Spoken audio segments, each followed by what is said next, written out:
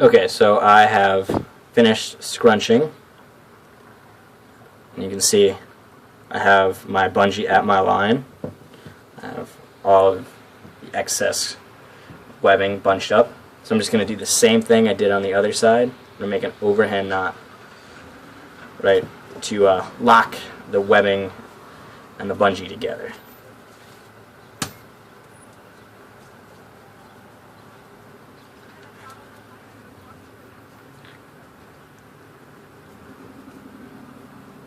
You want to just, make sure before you really lock down the knot that the bungee stays at the line. You can see how my bungee isn't quite at the line, so I'm just going to fix that by just working a little bit of webbing through the knot.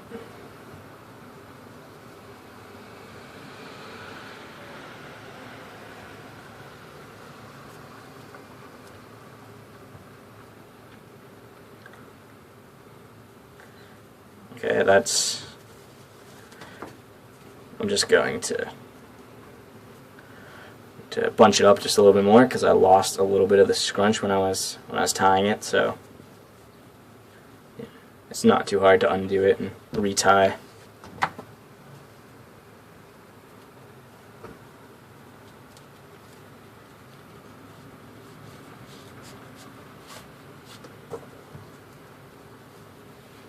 Okay, so now I have the bungee right at my line. So again, I'm just going to lock it down, leaving about 1 centimeter.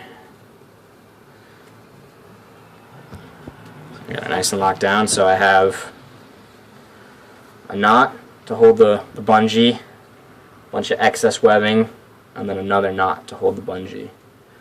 See, my bungee doesn't come very far past each knot. Okay, so now that we have the bungee trapped within the webbing, we just want to tie 2 knots, one on each side, to hold the rescue ring and the carabiner. So we'll start with the carabiner. Do it on this side. So all I want to do is do like kind of an overhand on a bite. So just fold it over and then put the bite through the... I want to try to get this knot as close as I can to that knot.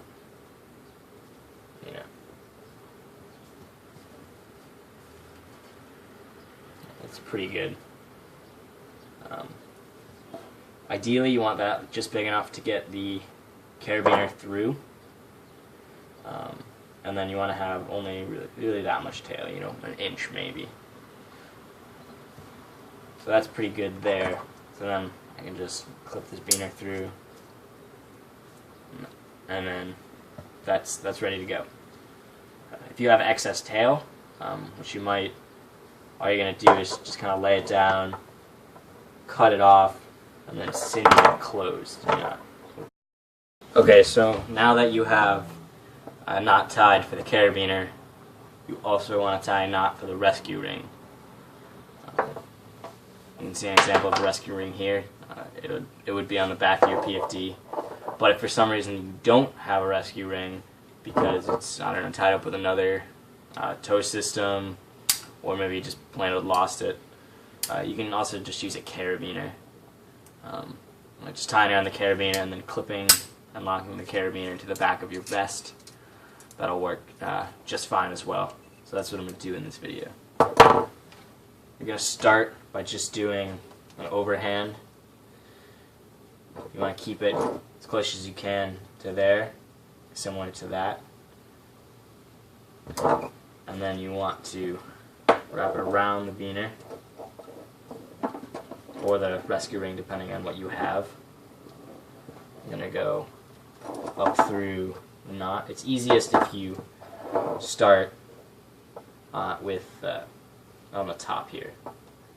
You can see how on the bottom there's 2, and it's kind of harder to retrace it. It's a lot easier if you start on the top.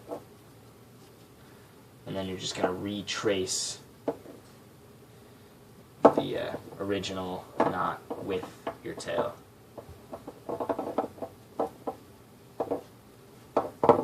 You can see what I have there. It's similar to a water knot, so if you're confused about that process, you can search or look up how to tie a water knot. The only difference being is I'm taking the same piece of webbing and looping it back instead of putting in another end of webbing.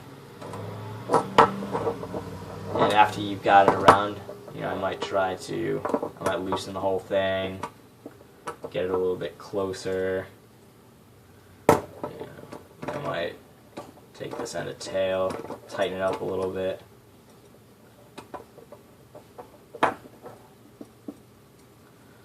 And then that is tied properly. It should be nice and flat. The last step would be to cut off the tail. You want about an inch of slack at the end, and then you would, of course, singe it. Use a knife or scissors, and I've already shown you that. But I'm not going to do that because I'm giving this to someone, and I'm going to have them tie it around their own carabiner or their own rescue ring. But you guys get the idea. Alright, so that concludes the video. If you guys liked it, you can like it or subscribe to my channel. Alright, peace guys.